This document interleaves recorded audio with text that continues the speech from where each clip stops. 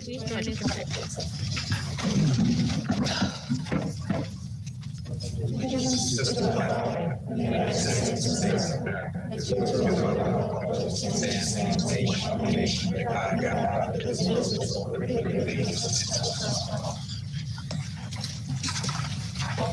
Welcome everyone this evening. First item on the agenda is the memorial resolution.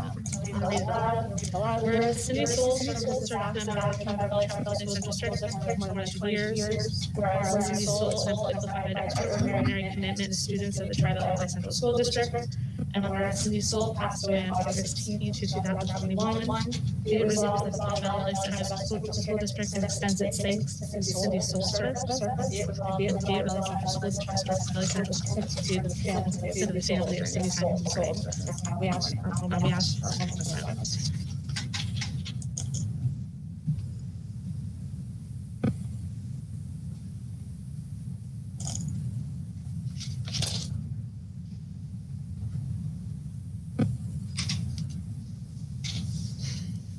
Next on our agenda,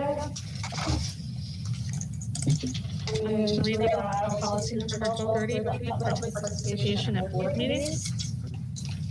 First of all, following this meeting, elections of our policy number 1230, public participation at board meetings. Board participation encourages public participation on school-related matters at meetings, as outlined in this policy. To allow for public participation, we not to exceed 30 minutes, shall be just set aside during the first part of each board meeting for public comment, with priority given to items on the meeting's agenda.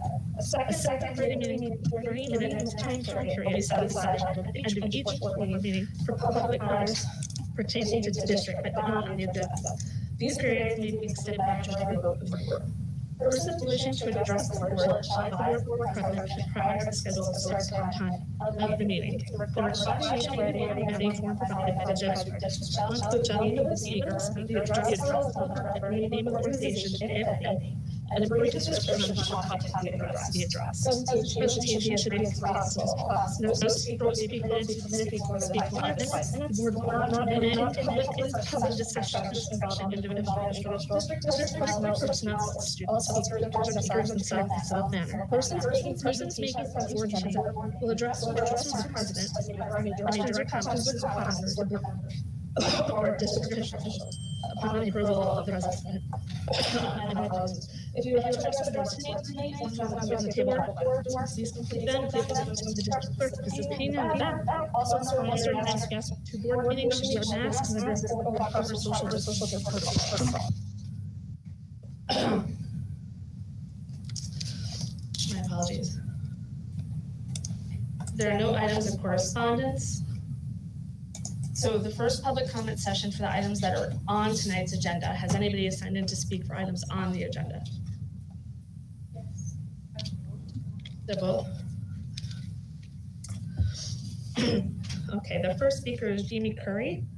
Name of organization, I'm not going to share your email address unless you wish me to share that.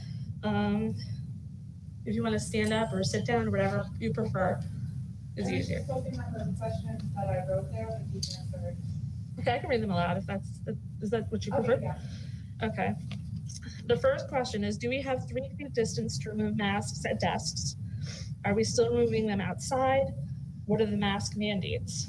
When will we begin to get updates like last year? Has or will shots be mandated? Those are the 5 questions? Yeah, okay. You want to turn it over to Dr. Silver? This is a preview of future. Yeah, we're gonna go into further discussion about these questions. Do you want to wait until the? Yeah, if you don't mind. If you don't mind, we can circle back to you if you prefer after Dr. Silver goes through our reopening plan and some of the bullet points. I think a lot of your answers or questions will be answered at that point. Then we'll circle back if you have further questions, if that's okay. All right. Next, we have Jesse Noren. Topic of his questions are quarantine and the resources available to the children, especially elementary students, to guide them while they are not in school for quarantine purposes. So I think there's also, it's also going to be included in Dr. Silver's presentation at his, and then we'll circle back if you have any questions, Jesse, is that okay? Okay. Are there any other speakers for items on tonight's agenda? No. Okay. Presentations and guests. I don't believe we have any. All right, so we're going right to the superintendent's report. Okay, but I'm not doing that. No, I'm gonna do it, right, but right. I'm gonna get there. Make myself look for this piece anyway. So much paper, so little time. So a couple of things. Just a quick construction update. The board took a walk around, that is for the community at large. The secondary school entrance will be up and running. Concrete was poured yesterday, and the asphalt walk will be done next week. And so that'll all be useful. The curtain wall and probably plywood will be up there, but it'll be usable by the students. And that will be fine. The elementary office will be ready on Monday. The nurse's office will be ready on Wednesday in the elementary school. That's the target dates that we're pushing for. The secondary school cafeteria, all the lighting is in. So that will also be finished early next week. And the science rooms will have everything except the flooring and the casework, but they'll be usable as classrooms. The lighting just went in today. And the upstairs gym is also lighting went in today, and the temporary flooring will come up, and that should be good to go as well. I think those were pretty much all the pieces we covered.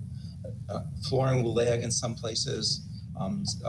Some other small items will be lagging other than casework, which is a big item, but we'll be ready for kids, and all the spaces will be usable instructionally.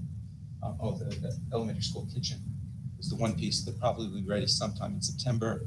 We're going to continue doing like we did last year in terms of food coming from the high school cafeteria and kids eating in their classroom, and that should just be fine. So that's the construction biz that we're in right now. We do need a special meeting on Monday or Tuesday to do the tax warrant. So at some point, we need to figure out when that is and which day that is. I believe I polled the board yesterday, and I believe Monday at 5 o'clock was the most convenient day for a quorum. Does that give you enough time, Norma? So we are waiting on one piece of information. There was an internet problem in one of our townships. Mm-hmm. We're kind of hoping it's done tomorrow. So, If it's not done tomorrow, does that need to be pushed off till Tuesday then? yes. I say that yes, because I'm trying to give myself as much space as possible, because even when we get the last piece of information, there's a little work that has to be done to do the reconciliation, the start part. I can give you an update in the morning tomorrow. Who's available Tuesday? Is there 5 available Tuesday? 1, 2, Pat was 3, 4, 5. We have a forum. Tuesday, 5 o'clock. So Just push it instead of playing around with calendars and stuff. We'll just be on the safe side and do Tuesday at 5 o'clock. Okay. Thank you so much. If you cannot make it, please let me know ASAP if anything comes up. Maybe, can we do it here, or do you expect them shampooing carpets? If it's not here, we'll do it upstairs. Yeah, I don't think. Yeah. Okay, it'll be in the upstairs or downstairs library. It should be relatively quick. I don't think there's going to be anything else really on the agenda. Okay, also another date is on the 2nd is the convocation when the whole staff is in. Breakfast is at 7 to 8. The ceremony started at 8 o'clock. You're all welcome to come. We'd love to have you there. And Carrie, you're going to be there. Oh, I'll be there, yeah. So Carrie's going to make a keynote speech. Thank you so much. I'm going to pass it back to you. Staffing, we're fully staffed right now. So that's a good spot to be in. I'm waiting for the other shoe to drop because I know some of our new teachers we're looking at other places or other places we're looking for them. But so far they're sticking with us. We did new teacher orientation this week and that went very well. It's a really nice crop of new folks to have on board. So we're pleased with that. And last but not least, this will make my one COVID statement for now that I'm not holding for later. One of the questions the board had 2 weeks ago was how we've been going to do COVID testing. Department of Public Health is bidding for a contract for a provider, and we'll be able to subcontract through BOCES to have testing done that way. I have no sense of cost or timing or anything like that, but they're taking the lead on that. So Each district had to do that by their own. And you don't know if it's gonna be testing on-site or through? It'll be on-site, It'll be on-site. through a vendor. So we'll Okay. do the testing, it'll get shipped out to whoever the vendor is, and the results will come back to us. At least that's DPH's plan right now. And that's what I got. All right. Any questions for Dr. Silver? No. All right, thank you. All right. At this point, are there any items the board wishes pulled from tonight's consent agenda? I Joe. motion to pull E. E?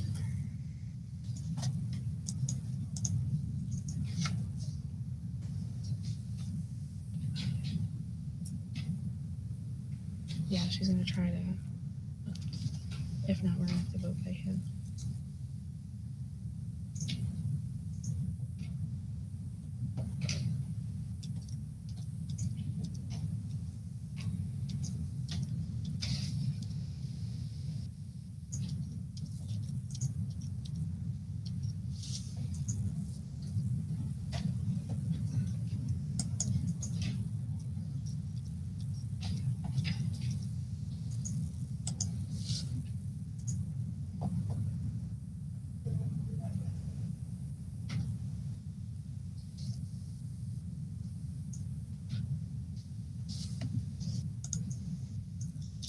I still see it on my do soon.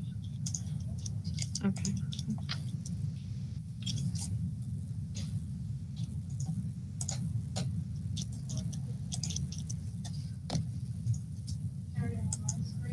Yep. I refreshed. All right, so I think we all just have to refresh really quick.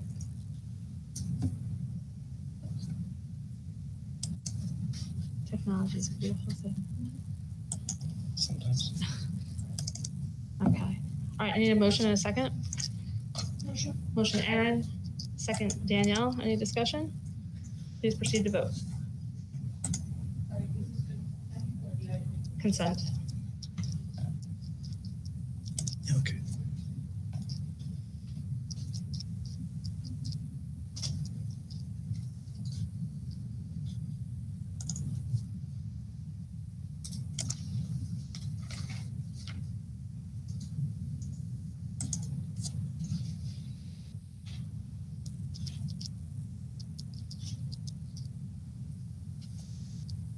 All right, that is unanimous. Next, we have board committee reports. We have policy 1530, smoking, vaping, and other tobacco use on school premises. It's a second reading and adoption.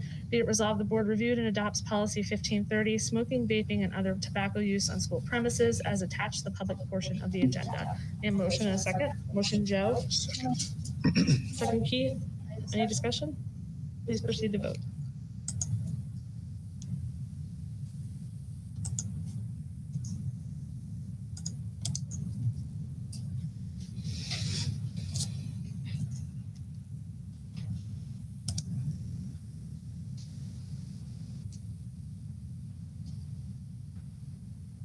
That is unanimous.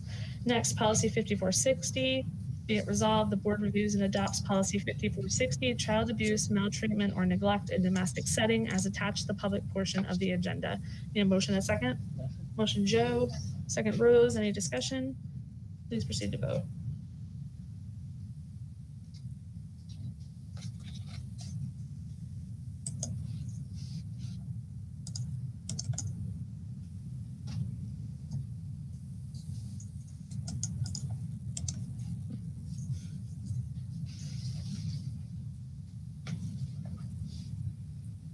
That is unanimous.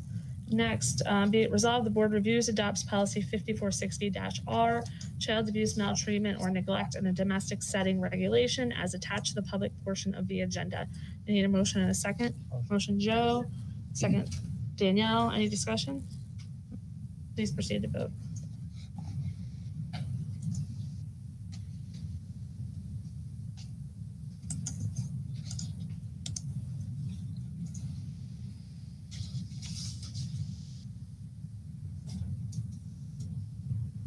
It's also unanimous. We do not have any items of old business. We are now to the part of the agenda public comment session for items that are not on tonight's agenda. Has anybody signed in for items not on the agenda? That's what we're doing. Yep, okay. Announcements, reminders, and upcoming events. Mr. Pulley. Very happy that we're welcoming the teachers back next week. Soon to have students back in the building. Next week, Thursday, will be the 7th and 8th grade open house and locker night from 6 to 8 p.m.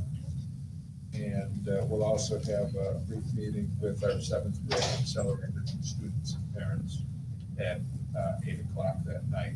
And I'm very proud to announce that Van Furman was selected for the FFA National Band, which for the snare drum, which is really an honor. And they're very selective. That's all I have tonight. Wonderful. And congratulations to Van, be recognized nationally. It's pretty great for our district and for him as the 7th grade. Well, he's a freshman this year, so it's wonderful. Good things to come for Van. Ms. Kelly? There's a lot of planning going into next week, the 2nd and the 7th for our opening days, and we have the agenda that's out, and it's a good mix of time with people being able to work together with their departments, grade levels, field days, and also having some time in their classrooms. Some training on technology, but a huge endeavor since we've mastered a lot of our technology.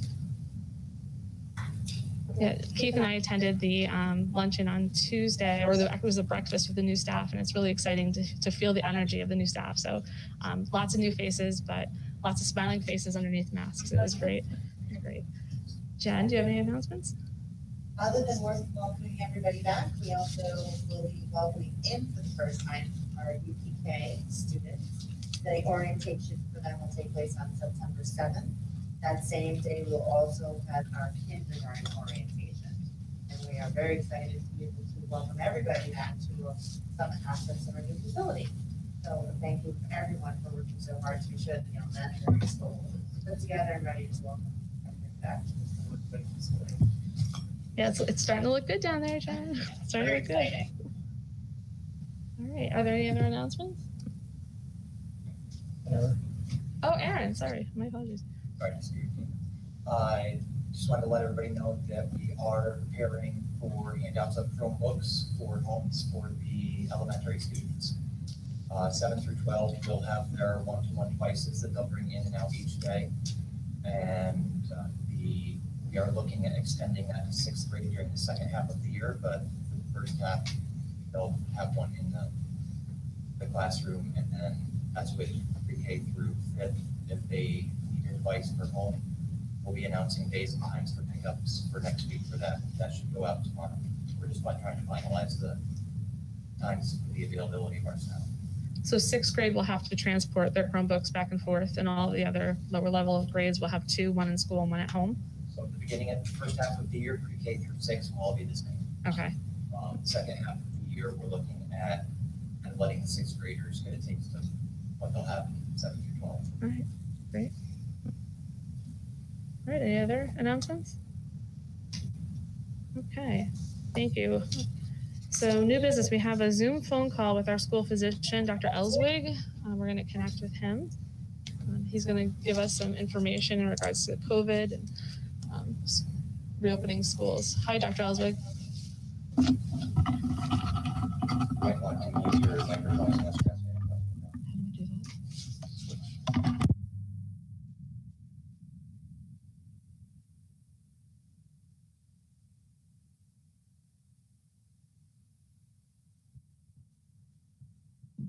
Can you hear us, Dr. Elswig?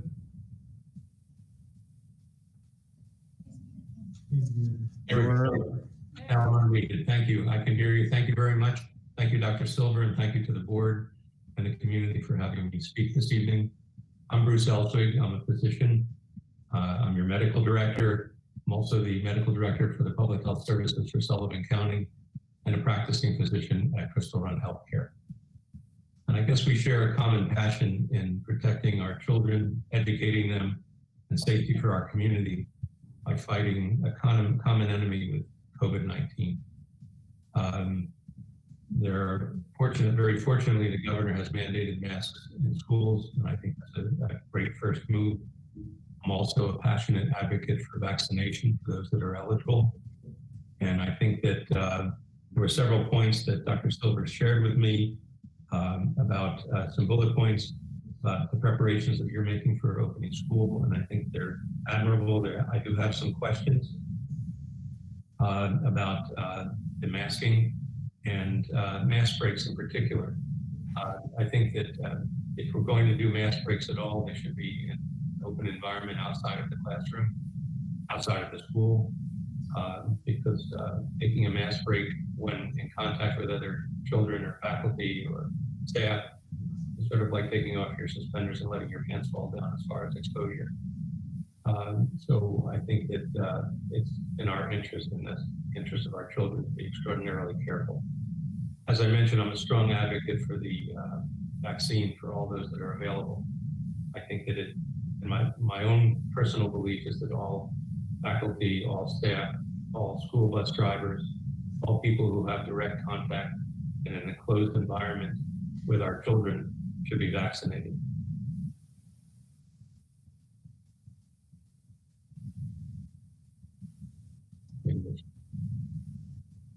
Variant, which is unfortunately affecting children disproportionately at this time, and the numbers that we have in Sullivan County continue to increase and involve an ever younger population. So I'm concerned, I'm scared for those of us who, even those of us who are vaccinated, that we have the potential, small potential, for getting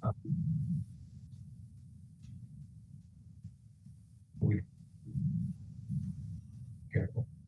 So masking, social distancing, and just taking the appropriate precautions are really critical for us. And I gladly would answer any questions that you have. Dr. Silver did mention the issue of the testing. I know there is a fairly large grant available to Sullivan County for the availability of testing in the schools. These will be a saliva test, and right now Public Health is looking at 2 vendors. I'm looking at the data as far as the specificity and sensitivity of the 2 testing modalities, and we hope to pick the one that has the best accuracy. These will be pooled specimens, and then subsequent testing with the PCR for any positives that are found. We're fortunate to be able to have the grant and to be able to afford the schools, to be able to afford Public Health to do the training for the schools to administer the testing to the students and anybody in the school who has potential for the disease.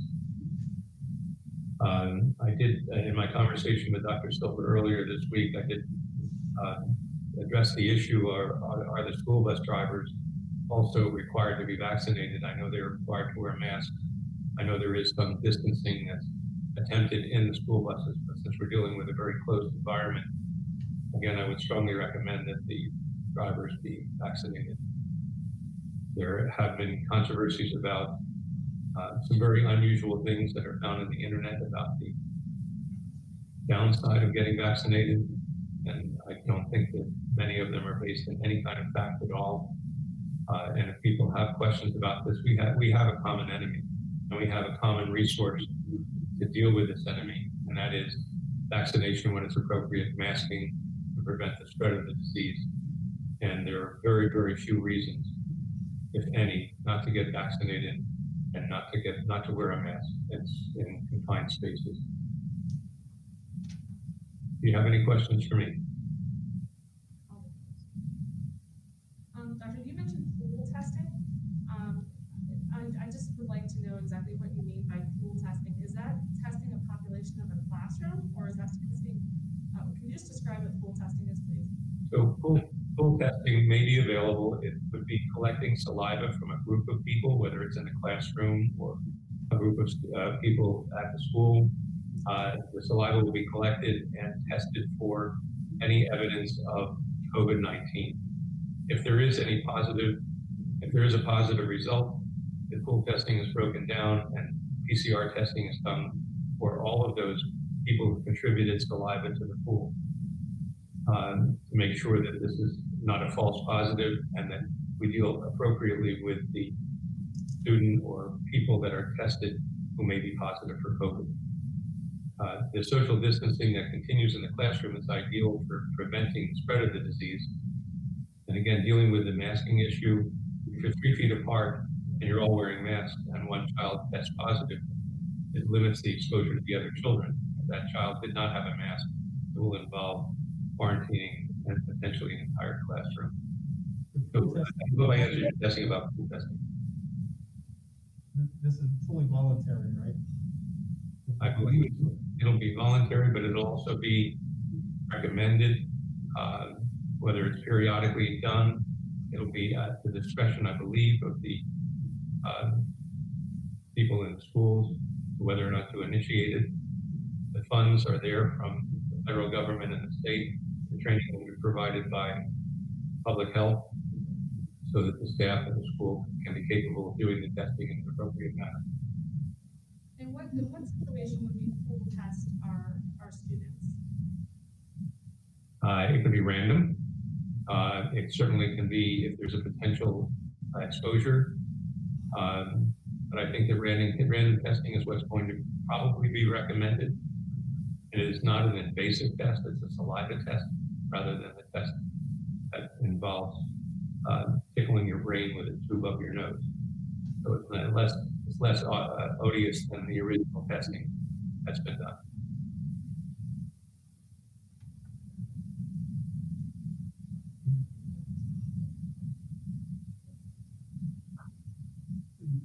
Yeah, sure. I have a lot of questions about that. So, The testing doesn't all have to be pool testing. It can be individual testing for saliva as well. But to get the greatest number of people who potentially were exposed, the pool is what's used. But individual testing will be available as well. and what's the turnaround time for a pool test? Is it 1 hour pool test results? Is it days after this? Within my understanding from looking at the literature from the 2 vendors that we're looking at in Sullivan County is that there's a 24-hour turnaround time for the pool test and 48-hour turnaround time for the PCR test, which will be subsequently done for those that are positive. So if there is a positive, certainly it would involve quarantining until the PCR test is back, which is the most accurate test. And this would be a decision that's made by a school district, or is this a decision that would be made by the county Department of Health? The Department of Health will recommend it. I believe that that BOCES is going to be coordinating it with the school districts as far as the availability of testing and the training. Is that not correct, Dr. Silver? We haven't had any discussions about that. That's basically my understanding, but I have not had a direct conversation with BOCES or the superintendents at this time. I'm glad to talk to them about it as this evolves. Right now, we're doing the RFP for the testing companies, the 2 that are competing for the business. But again, the important thing about picking and choosing the company to do the testing is making sure that the tests are accurate, that the sensitivity and specificity meets the standard. That both of them are approved by the FDA, by the way, but that the tests are accurate enough to have meaning for the people that are getting tested. Testing is really critical. I think that was one of the biggest failures that we had in managing COVID from the onset was there was not enough testing.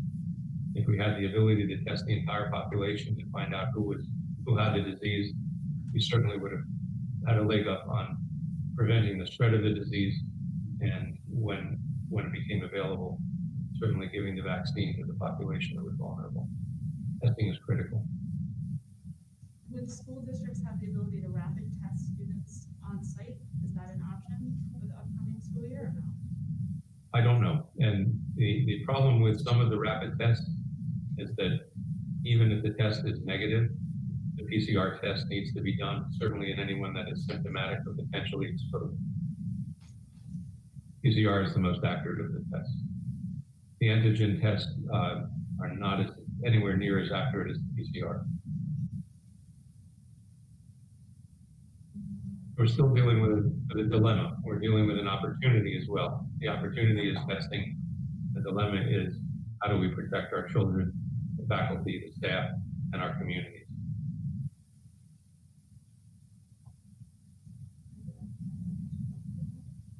I have a question. I know a lot of the parents in the district are concerned with the kids wearing the masks all day, and we're looking forward to mask breaks.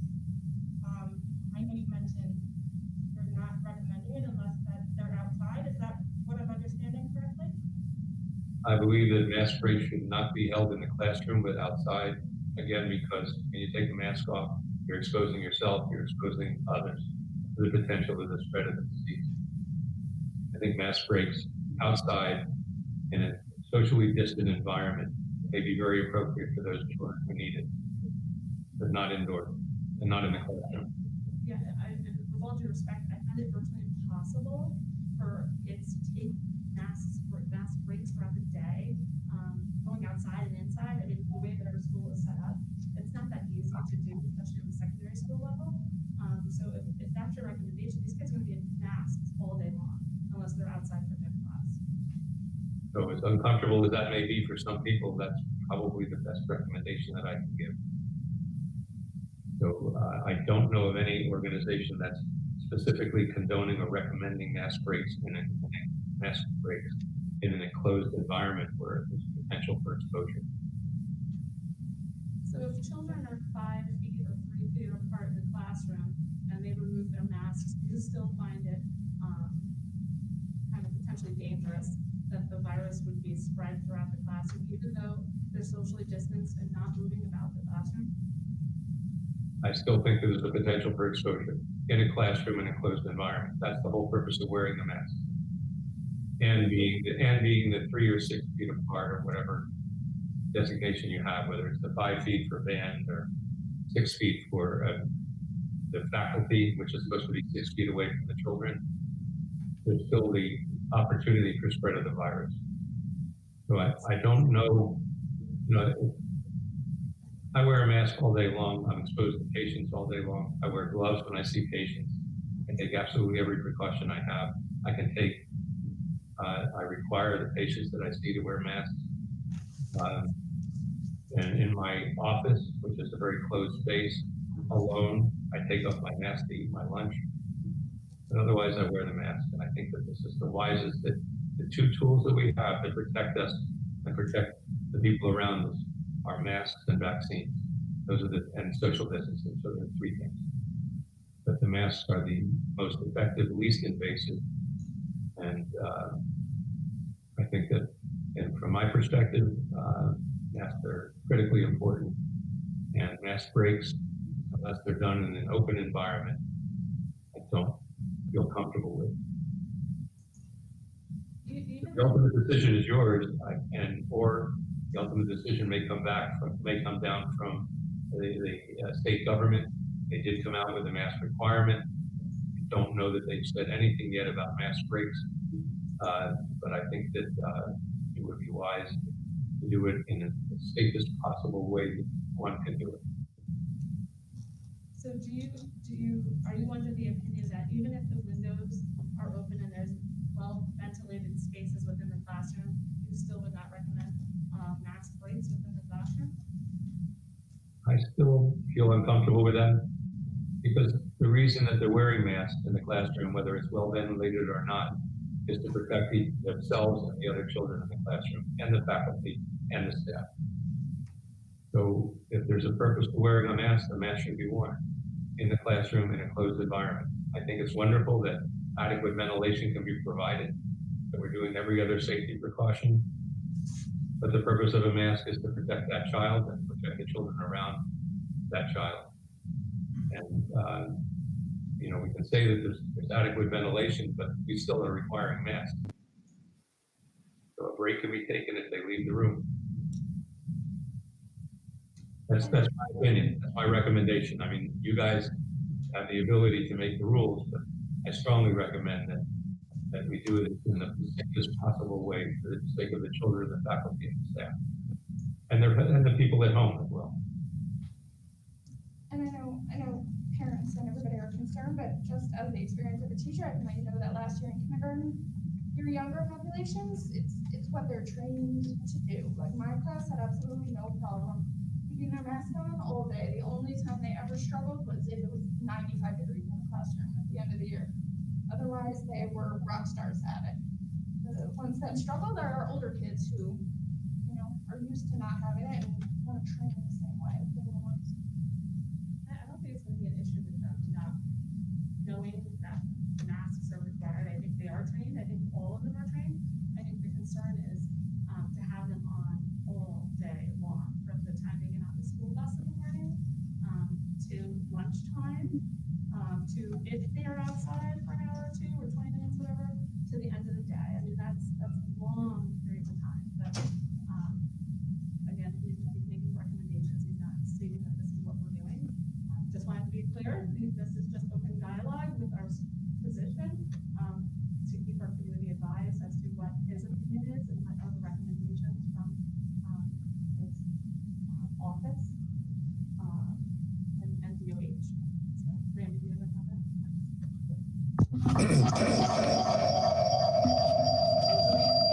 Might not have done that. Yeah, their microphone's on up here. Sorry. It should be okay. Just want to see if you're with me. Doctor, how often should we have mask breaks? What's your recommendation? Or is that, you're just going to leave that up to us or to the school, excuse me? I don't know that there's any specific amount of time between mask breaks. And again, I think if it's a matter of comfort for the student or the teacher, they can take a mask break and leave the room. I think that there's no problem with wearing a mask all day long. I do it. My staff does it. And you just heard from one of your teachers who said that there's no problem with the elementary students, the very young students. It's just part of life right now. So I don't know that there's any. First of all, I don't know there's a need for a mask break. I don't know that the comfort, and if there is I don't know of any medical reason for a mask break. There are very few reasons not to wear a mask, even for those with asthma or respiratory diseases, but there are a few significant issues with wearing masks. And if a child cannot wear a mask, they should have remote learning. I mean, they shouldn't be exposed to other children. But personally, I feel uncomfortable with mask breaks. And I think that if we look at, hopefully we'll get some recommendation from the state as far as mask breaks. But from my personal point of view and my clinical point of view, I think that there's little or no need for them. And if you're going to do them, I recommended doing them in the way that I suggested.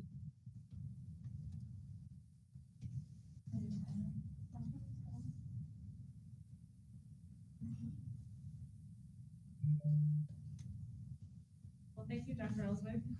Thank you so much for the opportunity to talk, and I'm available for you folks just about any time.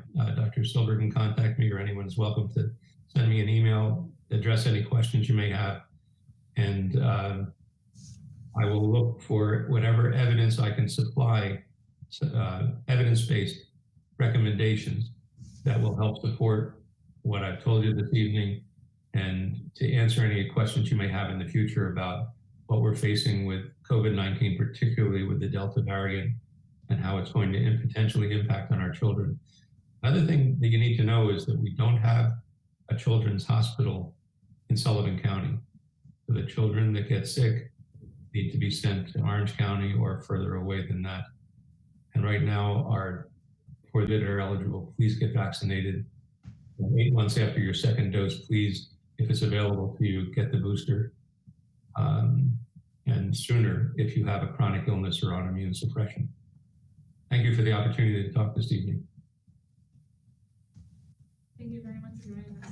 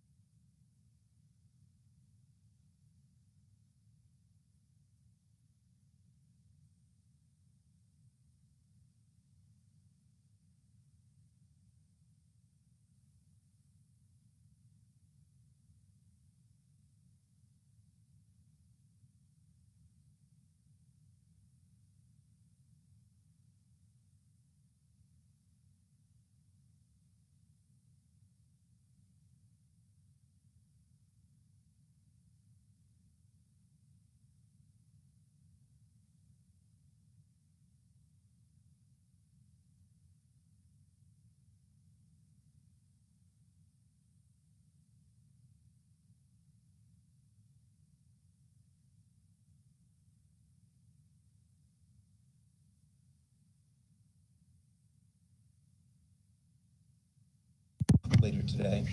And we'll just wait and see for what she has to say.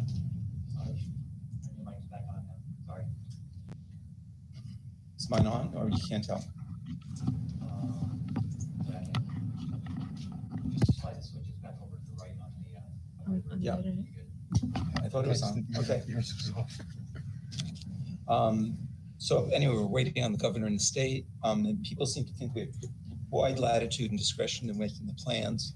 We're really boxed in between recommendations from the CDC and the State Department of Education, plus what the state and the county tells us we need to do. So our plan really reflects all of that guidance and direction that we received.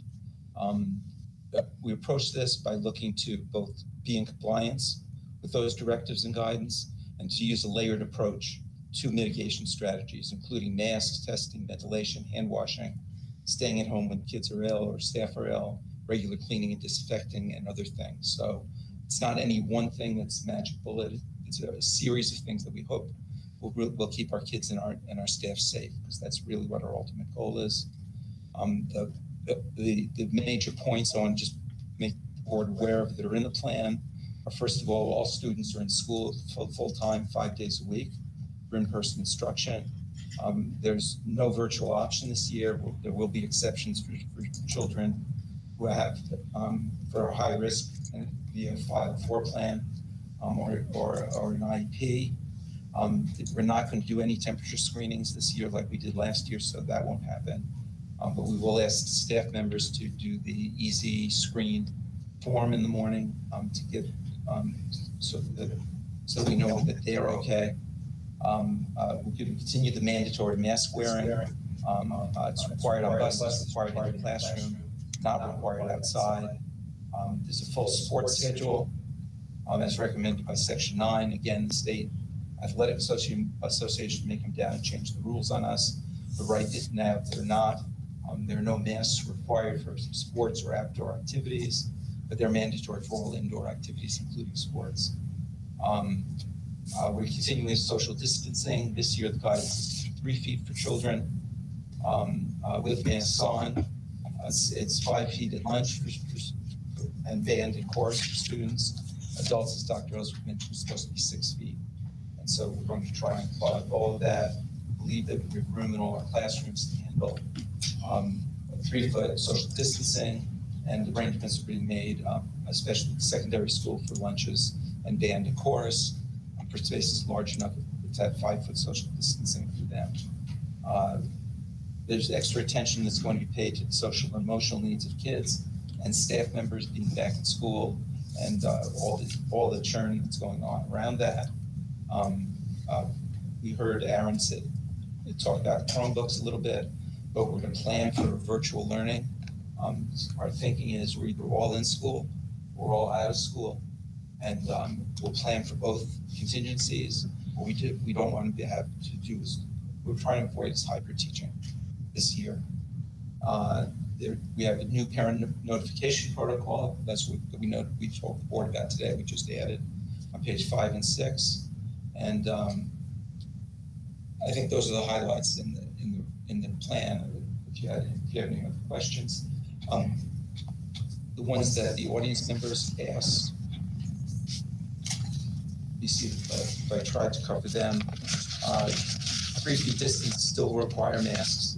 It's not far enough away to do no masks.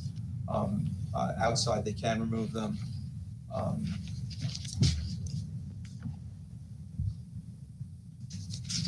What are the mask mandates? I think, not to repeat myself, but inside it's masks on, outside it's masks off. You asked about updates like you were given last year. I'm not sure what those are. I'll find out, and certainly want to let the public know, parents know what's going on and what our expectations are. And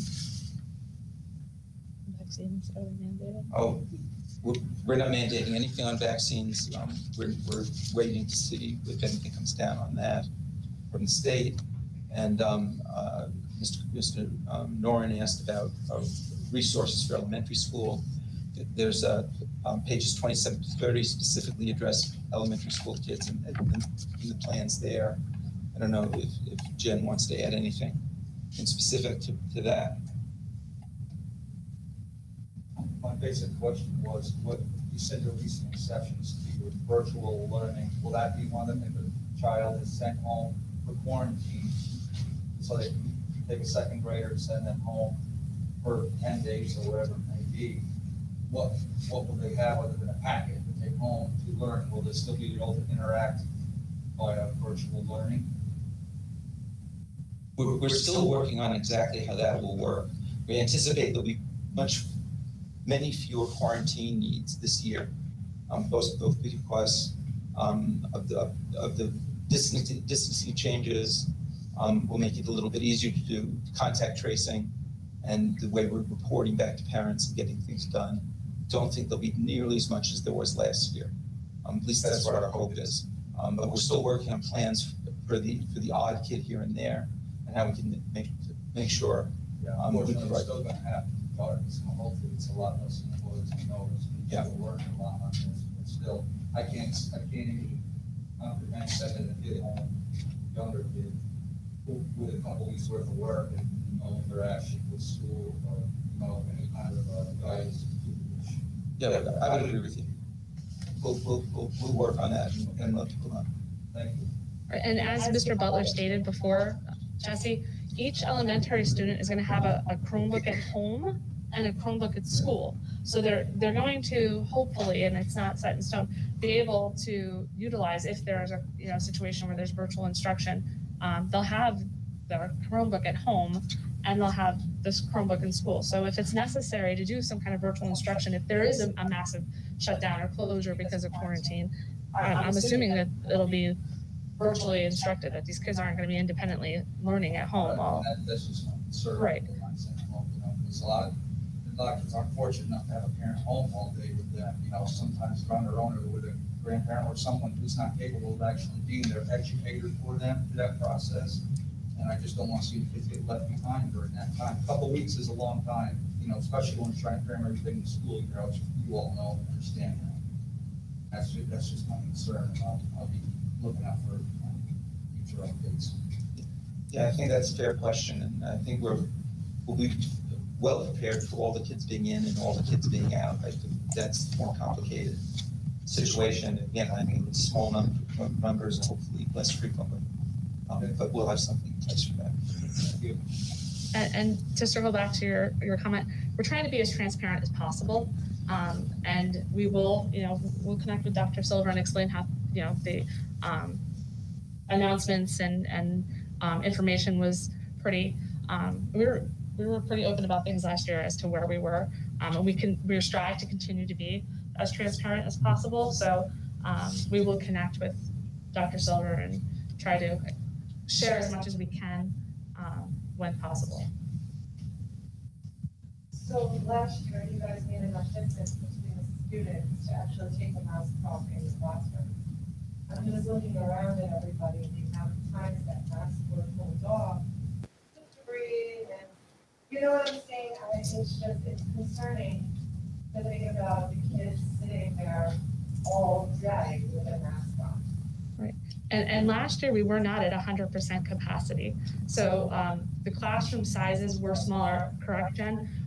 We tried to bring everyone back towards the end of the school year to almost 100% capacity. We didn't have the space to do it. But I think the distancing guidelines also didn't allow for 100% in-person instruction last year, where the guidelines have changed this year, so we can have shorter distances to have more children in the classroom. And I'm telling you right now, I'm pulling it off to drink or whatever, so I hear exactly what you're saying, and I understand. I have 3 children that go to school here, so I hear your concerns. And again, we will try to be as transparent as possible as far as the reopening plan. But again, school's gonna open in 2 weeks, and we have not been given any instruction from the Department of Health yet. The state has given us suggested guidelines to follow, but we're kind of waiting for the official guidance as to what is going to happen. So again, our apologies. We are listening to the community and your concerns, but ultimately the governor is going to put this mandate in place for masks, and we're gonna have to essentially follow that mandate, unfortunately. You know, I have my own opinion of the situation. But again, we'll try to be as transparent as possible moving forward. Most of the time, the state institutes the mandates on a whim, and we have to shift on the fly. So it's not that we're not telling you something, it's that we just found out. So that's usually how they operate. I just had a question for Jen and Dave. How many times during the day will there be hand washing opportunities? Because that's also extremely important to COVID and the spread of the variant within our classrooms. At the secondary, I can tell you as often as they want, each classroom will have hand sanitizer. We have hand sanitizer in the hallways. We have it in the bathrooms, the cafeteria. So as often as they would like. Yes, and I believe, and I'll double check, but I believe in the elementary school pages that Silver reference, it includes when the children get off of the bus and enter the classroom specifically. Okay. And then as frequent as possible. And then some things, schools that we have stations, we have locations where there are mask reminders, signs, as well as hand sanitizer pumps for the students to use. I did have a question about the busing regarding reopening. Last year, I know if kids were driven to school, they were not allowed to take their bus home. It was either one or the other. This year, is that going to be allowed, or is That's a great that? question. So are we gonna have We talked busing about issues? Yeah. So last year, busing, if you got on a specific place, you were to get off the bus at that particular We're location. maintaining that. We're maintaining that. So there'll be no change to busing. And if you drove, you could not take the bus at all. Yeah, that's the question I don't know the answer to. Well, part of it was had to do with the social distancing of Right. busing. Right. So students couldn't fit on the bus. So if you were a car rider, you had to remain a car rider because there was no space on the bus. So has that changed? The spacing on the buses changed. There's no longer a requirement for physical distancing on the buses. Okay. Now, we did have, individuals who, would sign up for the bus, kind of hold the spot, if you will. And parents did drop them off. We had occasions where, kids took the bus home. It was rare, but we were able to accommodate that. We'll come up with an answer to that one. It's not something we talked about. Thank you. It became an issue for childcare for a lot of the community where, the children were getting on the bus at home and then they couldn't get off the bus at a childcare facility or a resident, if they were on the same bus route, it wasn't an issue. But if it was on a different bus route, it created an issue where they couldn't switch buses. Yeah, and I understand that can be problematic for parents, but from our perspective, drivers take attendance on the buses. We need to know which kids are there. We need to make sure the buses aren't overcrowded. So that contingency, we talk about staying the same as last year. Same route, you're right, it's not the same stop. It's fine. The parent driving in and dropping the kid off in the morning, taking the bus in the afternoon, we didn't discuss, we'll have to go back and revisit that. The secondary school with the lockers, does that not create a lot of congestion and movement in the halls where they're gonna be on top of one another? Or is it just because it's 3 minutes, it's okay? I think, certainly I'm going to appeal to all of the students, to spend as little time as they can, do what they need to do at their lockers and move on. Certainly, the brevity of that, you enter into decisions regarding contact tracing for students. So it's something, that, again, I'm going to appeal to the students, to help us.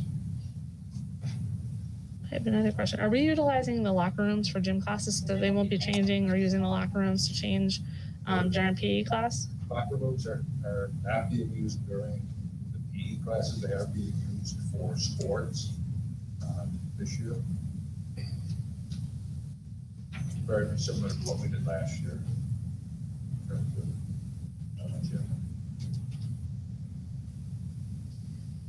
Any other questions? If possible, I'd like the board to adopt the plan tonight, so we're ready for opening. Or approve the plan, whichever plan which you wish to use. The motions here is a little awkward. Mhm. So just a change in the language, be it resolved, the board adopts the tri-valley CSD building plan for 2021, 22, revised from August 2021, as attached to the public portion of this agenda. And if there are any issues, we can simply correct or change or amend this at any Yeah. time. This will enable us to open with a plan in place, then we can make modifications on the fly as we need to. All right. Motion Aaron, second Rose. Any discussion? Please proceed to vote.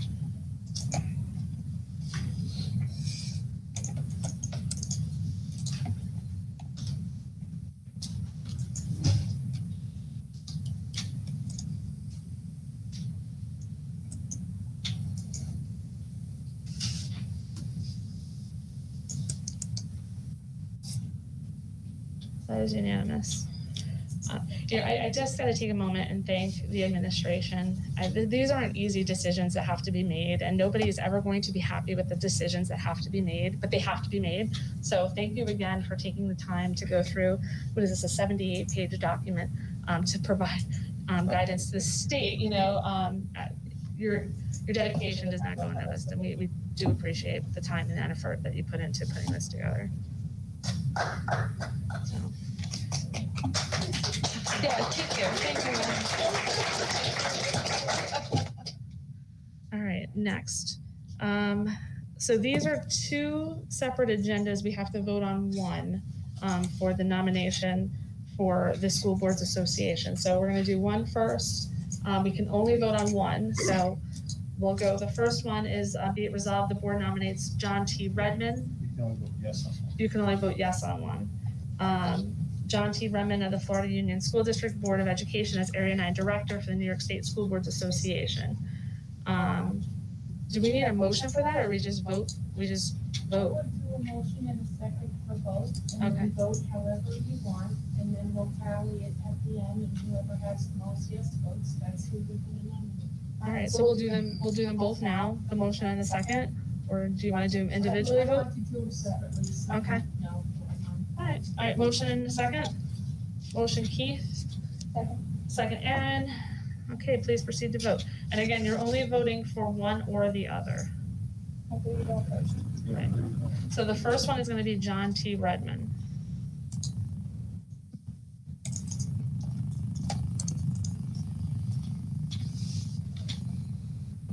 So while that is loading, be it resolved, the board approves John J. Burns of the Ellenville Central School District Board of Education as the Area 9 Director of the New York State School Boards Association. Need a motion and a second. Motion Brent, second Danielle. No discussion, right? Please proceed to vote. And this is the first time this has happened, so let's take a little.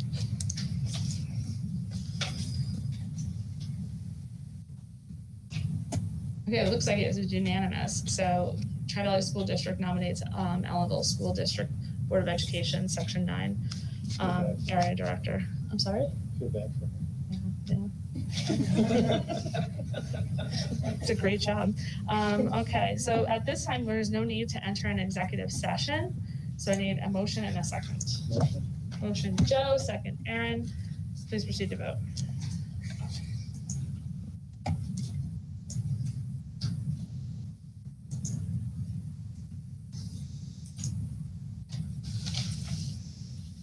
I know that's unanimous. So just as a reminder, Tuesday at 5, there is a board meeting. We anticipate a very short agenda. We have to approve the tax warrant before September 1st. So we will either be in this space or upstairs library. So with that, good evening. It is 7:35 p.m. Thank you for coming out.